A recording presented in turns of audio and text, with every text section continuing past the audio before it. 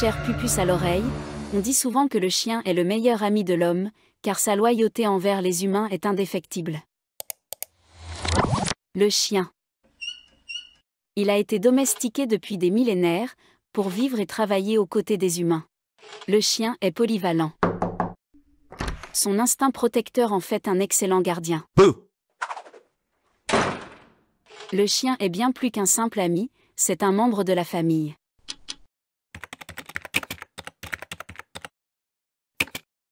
C'était en 1952.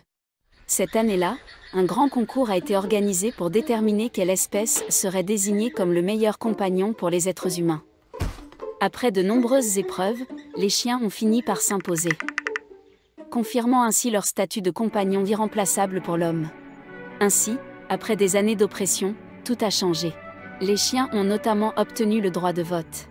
Très vite, les chiennes ont mené leur propre bataille pour décrocher exactement les mêmes droits que les mâles alpha. Ces événements historiques ont marqué le début d'une nouvelle ère, où les chiens et les chiennes sont devenus des leaders d'opinion, et aussi de grands dirigeants respectés et réputés.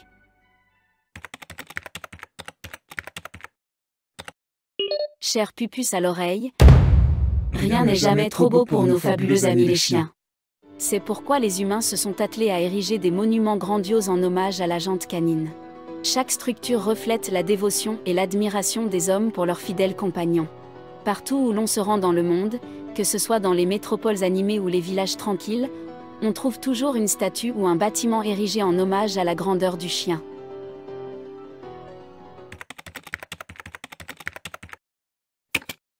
Mais ce n'est qu'un début. Figure-toi que la démographie canine a explosé ces dernières années, surpassant largement celle des humains. C'est pour cela qu'il est crucial de les dorloter, les gâter, les écouter, bref les chouchouter. Sinon, ils risquent de nous infliger le même sort qu'ils ont subi pendant des années. Bye bye. D'ici là, si tu as d'autres questions ou besoin d'assistance supplémentaire, n'hésite pas à me solliciter. Je serai toujours là pour toi.